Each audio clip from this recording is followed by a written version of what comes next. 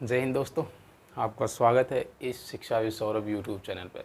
तो हम लोगों ने साइकोलॉजी में कुछ चीज़ें पढ़ ली थी। मैंने आपको पहले आत्मा का विज्ञान कैसे शुरू हुआ, फिर आत्मा का विज्ञान कैसे मन के विज्ञान में या मस्तिष्क के विज्ञान में परिवर्तन हुआ, वहाँ तक हम लोगों ने बात कर ली थी। मतलब हम लोगों ने 19वीं सदी के मध्य तक बात कर ली थी।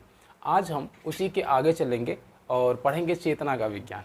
ठीक है, तो आइए शुरू करते हैं चेतना का विज्ञान।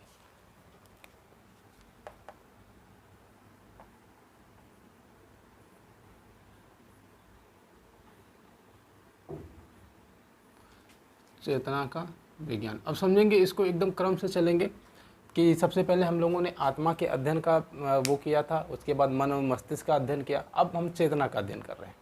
ठीक है, देखिए जो चेतना का अध्ययन था वो सबसे कम समय तक प्रचलित था। कारण ये था कि तब तक जो दार्शनिक होते थे या जो मनोवैज्ञानिक होते थे या जो उससे जुड़े हुए विद्वान होते थे, वो काफ़ी हद तक ये चीज़ समझ चुके थे कि जिस चीज़ पे हम अध्ययन कर रहे हैं उससे मिलने वाला जवाब हमारे पास होना चाहिए। अगर जवाब नहीं है तो इसका मतलब ये हो गया कि जो हम अध्ययन कर रहे हैं वो गलत अध्ययन कर रहे हैं। कैसे? जैसे मान लीजिए कि अगर जब उन्होंने मन और मस्तिष्क का अध्ययन किया, जब उनसे पूछा गया कि मन क्या है, कितने प्रकार का होता है, कैसे काम करता है, तो उनके पास कोई जवाब नहीं था। यही बात जब मस्तिष्क में पूछी गई तब भी कोई जवाब नहीं मिला। क्योंकि सर जब वो अध्ययन आत्मा का कर रहे थे, जबकि सबसे लंबा ड्यूरेशन आत्मा का माना जाता है पीछे देखा जाए तो। ठीक है, तो उस ड्यूरेशन में, आत्मा के ड्यूरेशन में हुआ था कि लोग आत्मा समझते थे। लेकिन जब क्वेश्चन थोड़ा सा जागरूक हुआ और जब ये पूछने लगे कि आत्मा क्या है, उसका स्वरूप है, कहाँ रहती है, कैसी दिखती है, तब बात फंसने लगी। तब लोगों ने अध्ययन उस पर बंद कर दिया।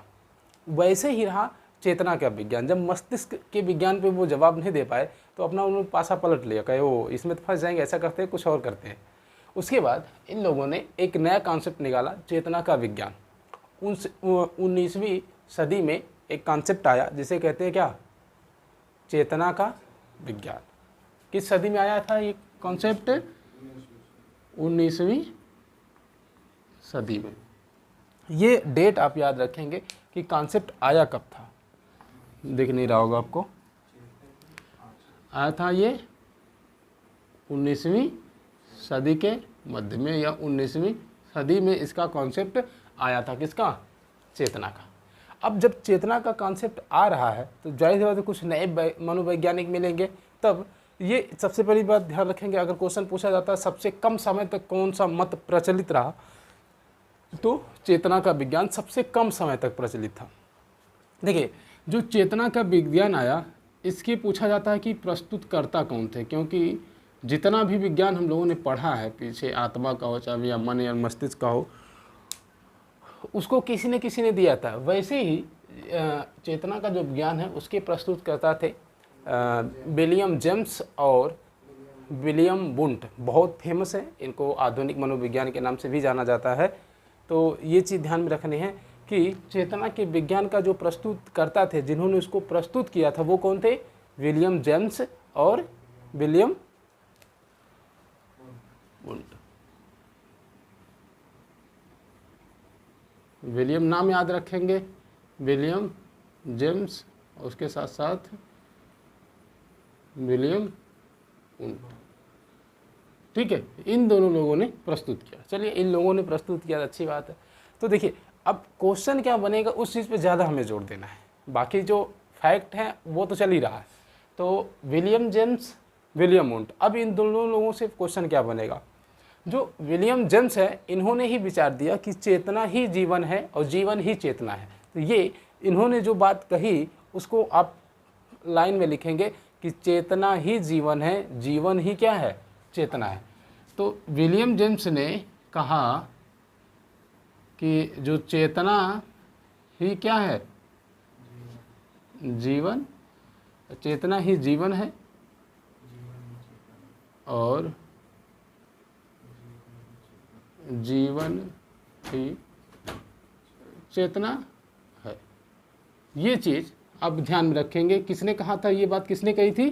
विलियम जेम्स ने। क्योंकि देखिए जो कथन इनके द्वारा कहा जाता है, मतलब इनके द्वारा जो परिभाषित किया जाता है, उस पर ज़्यादा जोर देने की आवश्यकता है। कारण क्या होता है, ये देखिए ये हिंदी में है, इसका वर्जन कुछ और रहा होगा। तो इसमें जो का की वाला मामला होता है ये एक जैसा तो नहीं मिलेगा। अलग अलग किताबों में अलग अलग मिलेगा, लेकिन उसका जो मीन्स होगा, जो उसका अर्थ होगा वो एक होगा। आपको अर्थ पे जाना है, ठीक है। ऐसा नहीं कि सर चेतना ही जीवन है, जीवन ही चेतना, किसी किताब में थोड़ा बहुत अंतर दिया हो तो आपको कन्फ्यूज, अरे कैसे गड़बड़ होगा, नहीं। ये लोग इंग्लिश में लिखे हैं, उसका हिंदी वर्जन थोड़ा बहुत इधर उधर हो जाता है, इसलिए परेशान होने की आवश्यकता नहीं। देखिए, जब इन लोगों ने विलियम जेम्स और विलियम उंट ने जब चेतना के विज्ञान का किया कि आप चेतना का विज्ञान, तो समर्थक तो मिलेंगे ना, तो देखिए बहुत सारे लोग समर्थन में आए। अब कौन कौन समर्थन में आता है इस चीज़ को समझना हमें। देखिए आए विलियम टीचनर, एक नाम था विलियम टीचनर, नाम याद रखेंगे क्योंकि बाद में प्रयोग। विलियम टीचनर आए, जेम्स सली आते हैं, जेम्स सली के बाद आते हैं चैडविक, नाम नहीं याद है तभी परेशान होने की होती है। चैडविक के बाद आए विलियम वाइट्स आए। ये लोग जो ये चेतना का विज्ञान है इसके क्या थे, समर्थक थे, इसके समर्थक थे। तो आपको ये याद रखना कि समर्थक कौन था, क्योंकि कभी कभी वो इन चीज़ों से थोड़ा सा खेलने की कोशिश करता है, तो आपको ध्यान में रखना है कि इसके समर्थक कौन थे। यहाँ तक बात क्लियर है मेरी, क्लियर है? तो आगे चलें। अब देखिए, अब हम बात करेंगे, विलियम जेम्स की बात कर ली हम लोगों ने, चलिए विलियम जेम्स की और कुछ चीज़ें। तो जो विलियम जेम्स थे वो अमेरिका के मनोवैज्ञानिक थे। कहाँ के थे? तो आपको लिखना है कि विलियम जेम्स कहाँ के थे, अमेरिका के थे। अमेरिका के क्या थे, मनो, ये बात याद रखेंगे कि ये अमेरिका के मनोवैज्ञानिक थे, ठीक है। कभी कभी वो देख के पूछ लेता है क्योंकि उसे पता होता सब चीज़ें तो आप रट रखे हैं, तो ये आप ध्यान नहीं दिए होंगे क्योंकि ये छोटी सी माइन्यूट चीज़ें होती है, इसमें ये खेल जाता है, ठीक है। दुनिया खिलाड़ी हो चुकी है, आपको भी पता है। अब जो विलियम जेम्स हैं, इन्होंने एक किताब लिखी, मतलब विलियम जेम्स ने एक किताब लिखी इसके लिए अध्ययन करने के लिए। किताब का नाम था द प्रिंसिपल ऑफ साइकोलॉजी। ये इन्होंने एक किताब लिखी, एक बुक लिखते हैं ये, और उस बुक का नाम क्या होता है ये याद रखेंगे, the principle of psychology,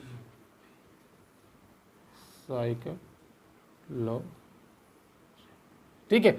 the principle of psychology book किसने लिखी, विलियम जेम्स ने। अब जब विलियम जेम्स ने कि ये किताब लिखेंगे तो कुछ तो अपना विचार उसमें देंगे ना, तो देखिए ये जो किताब लिखी गई the principle of psychology William James द्वारा, तो इनके जो कार्यों की वजह थी, जो ये इन्होंने बहुत अच्छा काम किया था, इसमें बहुत सारे अच्छे अच्छे कॉन्सेप्ट इन्होंने दिए थे। चेतना का विज्ञान जरूर समर्थन में था, लेकिन उससे ही बाद में यही चेतना वाला जाके व्यवहार में परिवर्तन होता है, जिसका अध्ययन आज तक हम करते आ रहे हैं, ठीक है। अभी बाद में चर्चा करेंगे।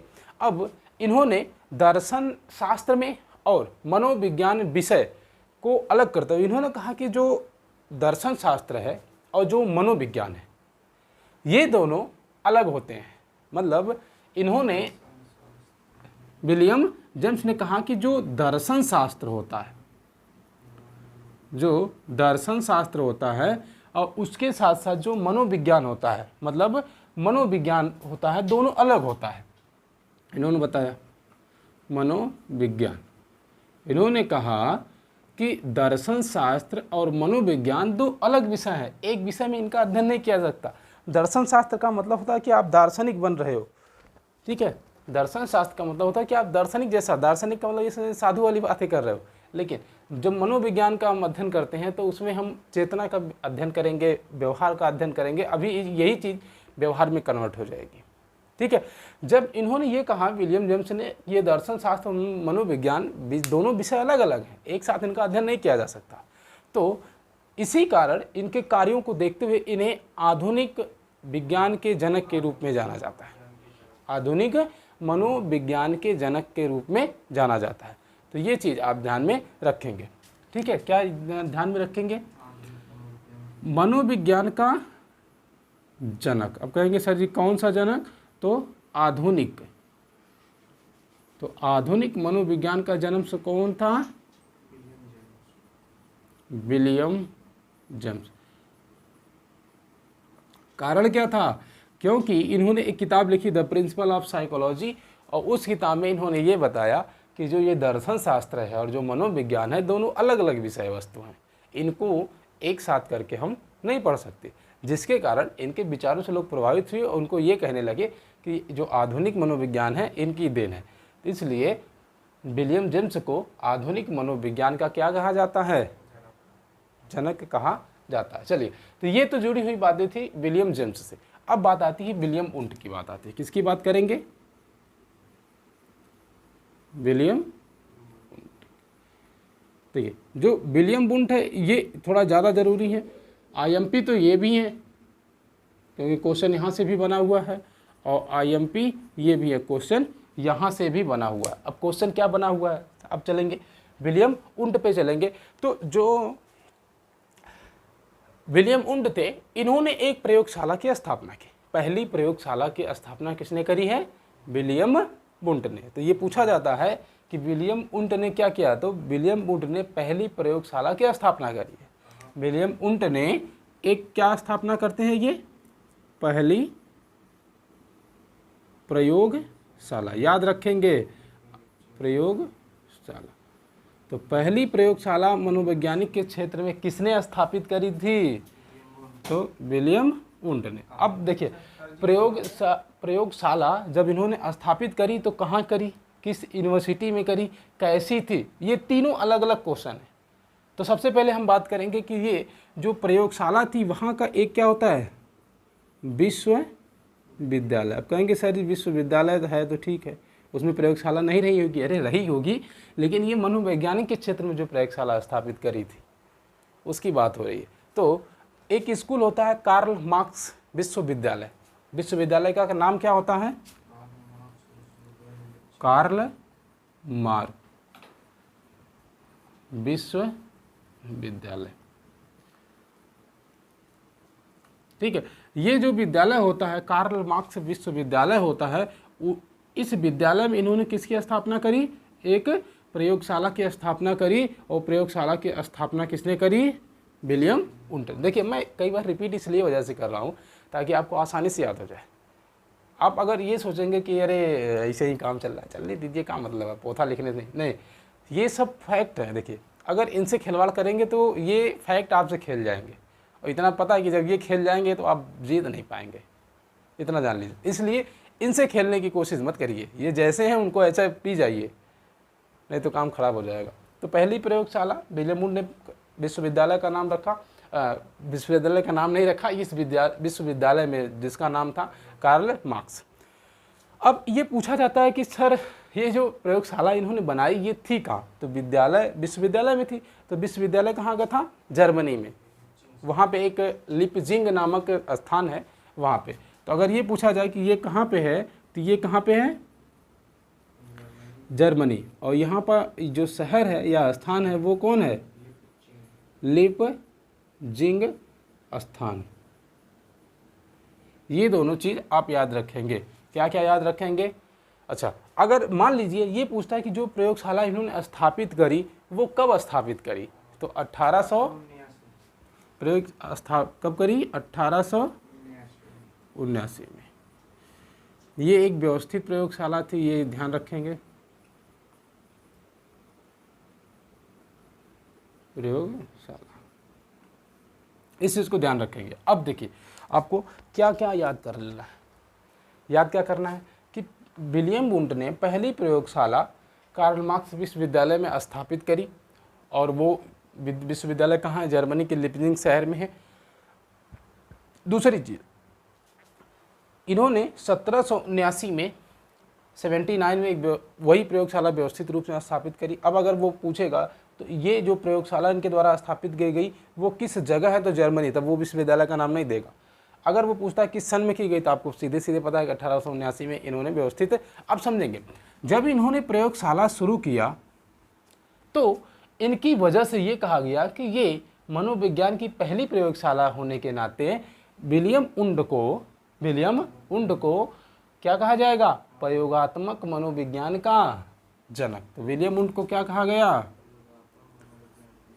प्रयोगात्मक मनोविज्ञान का जनक।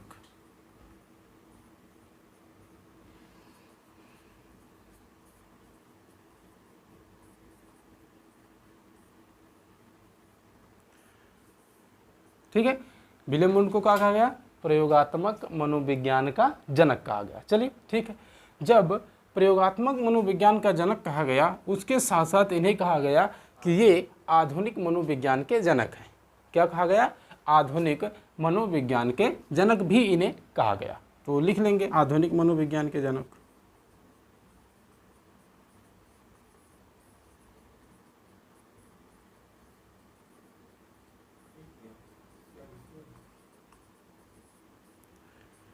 ठीक है, आधुनिक मनोविज्ञान के जनक भी कहा जाता। अब समझेंगे कि सर आपके दिमाग में एक खुरापात घूमेगी। अब क्या घूमेगी, उस चीज़ को मैं समझाने चाह रहा हूँ।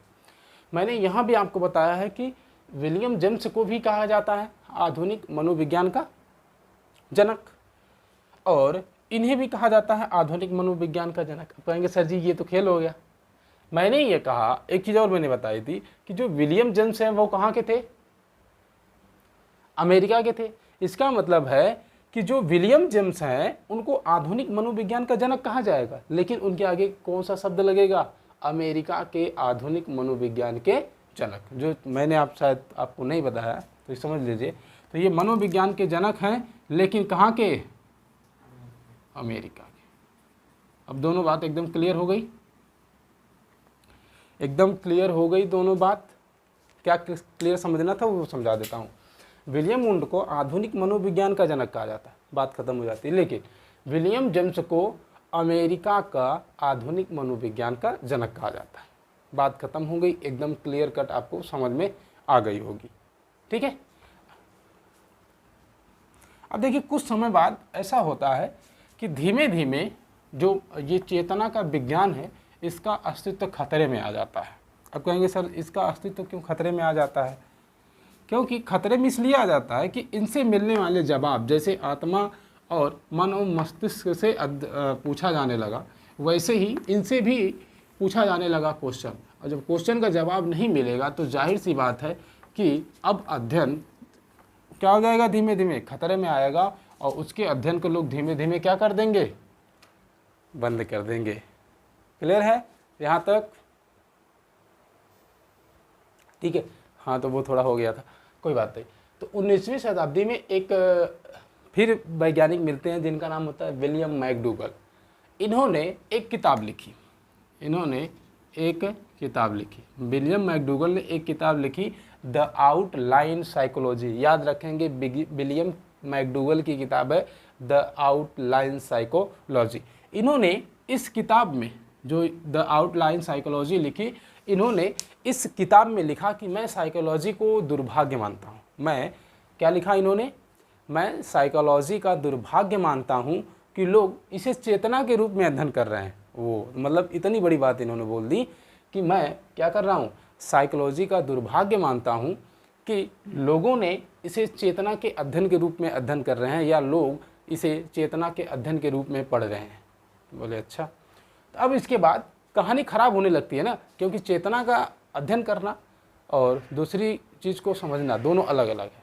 अब क्या हुआ, जब इन्होंने 19वीं शताब्दी में ये बात कह दी कि मैं साइकोलॉजी का दुर्भाग्य मानता हूँ कि लोग इसे चेतना के रूप में पढ़ रहे हैं, अब कहानी होती है तब तक 19वीं सदी आ चुकी होती है। तो 19वीं सदी में एक व्यक्ति आते हैं जिनका नाम होता है सिगमंड फ्रायड। तो याद रखेंगे कि 19वीं सदी मतलब 19वीं सदी खत्म होने के बाद 20वीं सदी आप समझेंगे तो 1900 ईस्वी।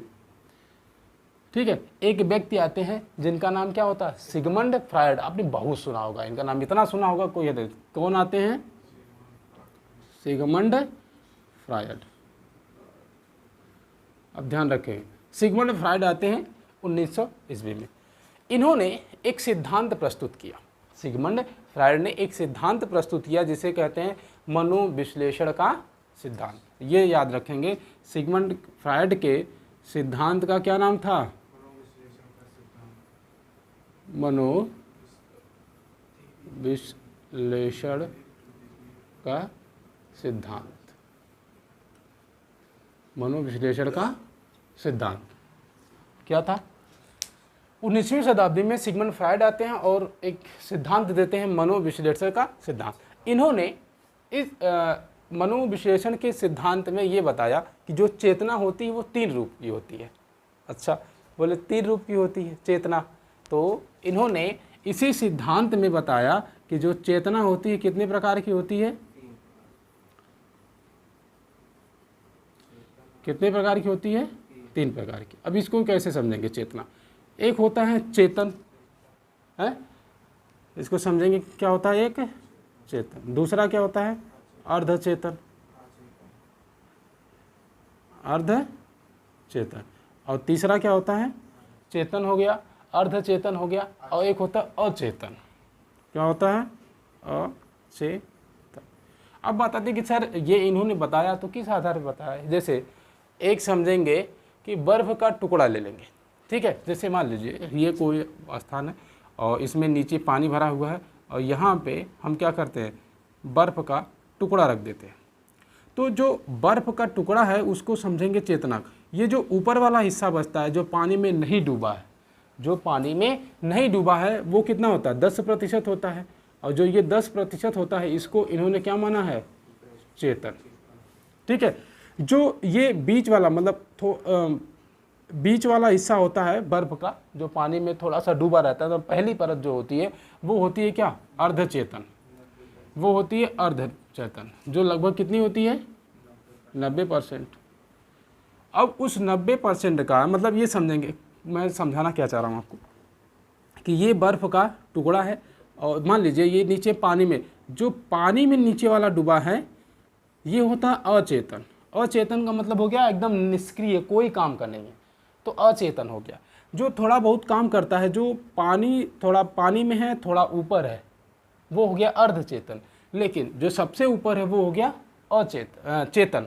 तो ये सिर्फ 10% लोगों के पास होता है, मतलब जिनका ज़्यादा विकास होता है उनके पास चेतन दिमाग होता है, ठीक है। समझेंगे इसको कि सिगमंड फ्रायड ने अपना मनोविश्लेषण का सिद्धांत दिया। उन्होंने इसमें ये बताया कि जो चेतना होती है वो कितने प्रकार की होती है? 3 प्रकार की होती है। कौन कौन सी?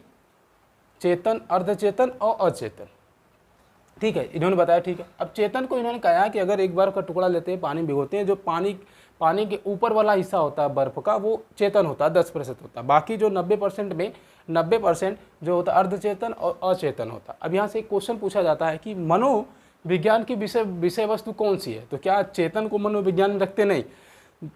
जो ये अर्धचेतन है और अचेतन है, ये दोनों जो हमारा मनोविज्ञान है उसकी विषय वस्तु होती है। तो ये दोनों मनोविज्ञान के विषय हैं।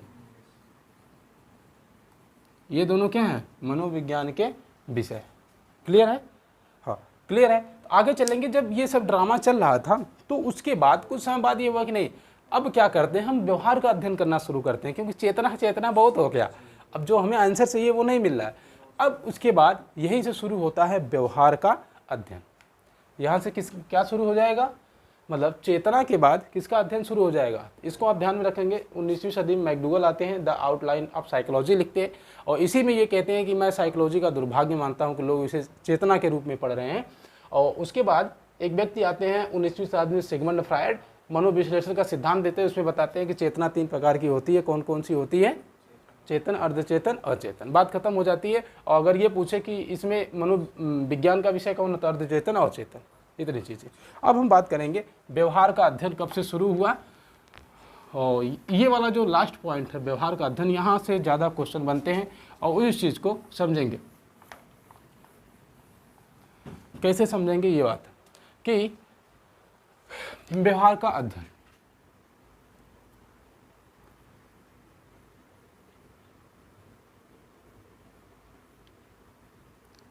व्यवहार का अध्ययन 20वीं सदी के प्रारंभ में, क्योंकि जब सिगमंड फ्रायड आ जाते हैं तो वो चेतना को थोड़ा कम मानने लगते हैं। तो अब उसके बाद अध्ययन शुरू होता है व्यवहार का 20वीं सदी के प्रारंभ में। अब देखिए, जो ये व्यवहार का अध्ययन है, एक क्वेश्चन पूछा जाता है कि व्यवहार के अध्ययन के प्रस्तुतकर्ता कौन है? प्रस्तुतकर्ता, क्योंकि देखिए हर चीज़ में ये जान लेना है कि उसकी प्रस्तुतकर्ता कौन है। प्रस्तुतकर्ता कौन है? तो आप बहुत फेमस एक मनोवैज्ञानिक थे जिसका नाम आपने सुना होगा, जे.बी. वाटसन। क्या नाम था? जे.बी. वाटसन। अब समझेंगे, अगर जे.बी. वाटसन थे इसके प्रस्तुतकर्ता, तो इन्होंने कुछ बताया होगा, कुछ कहा होगा। तो ये देखिए, अमेरिका की मनोवैज्ञानिक थी पहली चीज़, और इन्हीं को, जे.बी. वाटसन को ही 20वीं सदी का चमकता सितारा भी कहा गया। तो दोनों क्वेश्चन याद कर रखेंगे। जे.बी. वाटसन कहाँ के थे? अमेरिका के। और अमेरिका के थे, जे.बी. वाटसन को कहा जाता था कि 20वीं सदी का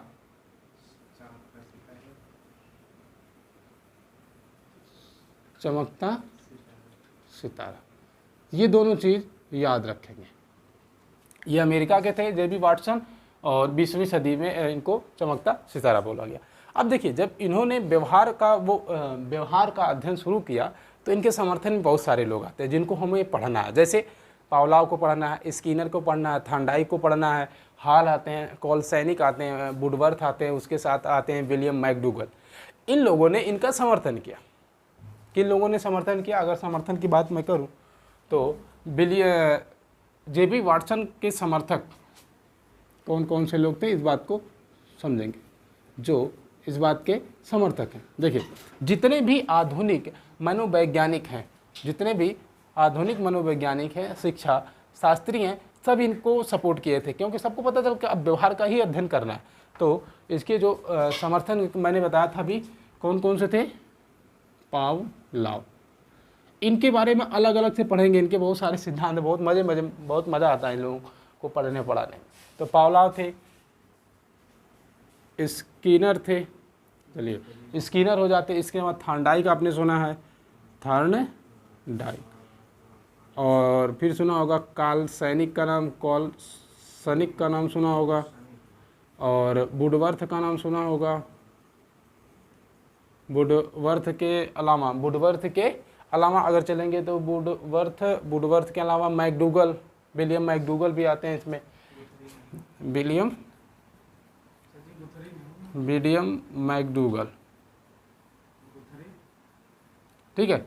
इतने लोग ये समझ लेंगे, इन लोगों ने इनका समर्थन किया था। पावलोव, स्किनर, थांडाइक, और एक बार जाते हैं यहीं पे, अगर समझ लीजिए तो हल को समझ लीजिएगा, ठीक है। वो जोतने वाला हल नहीं, ये इनका नाम था वैज्ञानिक। तो हल, थांडाइक, कोलसैनिक, वुडवर्थ, विलियम मैकडूगल, इनके ये समर्थन में रहे। इन लोगों ने भी कहा कि जो हम चेतना का अध्ययन कर रहे थे, वही चेतना का अध्ययन नहीं है, वो व्यवहार का अध्ययन है, ठीक है। और उसी बात पे जे.बी. वाटसन कहते हैं, जे.बी. वाटसन ने ही कहा था, इनका एक कथन था कि तुम मुझे एक बच्चा दे दो, तुम मुझे बालक दे दो, उसे जो आप कहोगे मैं बना दूंगा। आप कहोगे डॉक्टर बनाना है, वकील बनाना है, उसे चोर बनाना है, शिक्षक बनाना, मतलब जो भी कहोगे वो मैं उसे बना दूंगा। ये जो सेंटेंस है इनका, बहुत बार एग्जाम में पूछा गया है कि किस मनोवैज्ञानिक ने कहा था कि तुम मुझे बालक दो, मैं उसे कुछ भी बना दूंगा। जैसे डॉक्टर बना दूंगा, वकील बना दूंगा, इंजीनियर बना दूंगा, शिक्षक बना दूंगा, चोर बना दूंगा, मतलब कुछ भी बना दूंगा। तो ये चीज़ ध्यान रखेंगे। यही जे.बी. वाटसन है जिन्होंने ये बात कही थी। तो आपको ध्यान रखना, जे.बी. वाटसन ने क्या कहा था कि तुम मुझे बालक दो, मैं उसे कुछ भी बना दूंगा। जैसे मैं उसे वकील बना दूंगा, मैं उसे डॉक्टर बना दूंगा, मैं उसे इंजीनियर बना दूंगा, मैं उसे शिक्षक, मतलब कुछ भी बना दूंगा उसके व्यवहार का अध्ययन करके। बोले चलो अच्छी बात है। यहाँ से व्यवहार के अध्ययन का काम शुरू हो जाता है। तो यहीं से क्या शुरू हो जाता है? व्यवहार के अध्ययन का काम शुरू हो जाता है। अब समझेंगे कि कैसे, कि किस क्रम में किसका अध्ययन शुरू होता है। सबसे पहले हम लोगों ने किसका अध्ययन किया था? आत्मा। सबसे पहले हम लोगों ने किसका अध्ययन किया? आत्मा। जब आत्मा का अध्ययन कर लिया, हमें कुछ नहीं मिला, तो फिर इसके बाद हमने किसका अध्ययन किया? मन का किया। मन और मस्तिष्क का अध्ययन किया। और जब मन और मस्तिष्क का अध्ययन कर लिया, तो उसके बाद किसके अध्ययन किया? चेतना का अध्ययन किया। और चेतना का जब अध्ययन कर लिया, कुछ नहीं मिला, तो फिर हमने किसका अध्ययन शुरू किया? व्यवहार का अध्ययन किया। मतलब इस पूरे मनोविज्ञान में जो सीरीज चली थी वो यही चली थी, आत्मा से मन, मन से चेतना और चेतना से व्यवहार। ये सीरीज भी आप याद रखेंगे, ये सीरीज भी आप याद रखेंगे कि पहले आत्मा का अध्ययन किया गया, आत्मा के बाद फिर मन का अध्ययन किया गया, फिर चेतना का, फिर व्यवहार का अध्ययन किया गया। अगर इतनी चीज़ आप याद रखते हैं तो मेरे हिसाब से आप मनोविज्ञान को बहुत बेहतरीन तरीके से समझ जाएंगे। ठीक है, तो वीडियो कैसे लगी ज़रूर बताइएगा। मिलेंगे अगले वाले सेशन में, तब तक के लिए सबको जय। Thank you.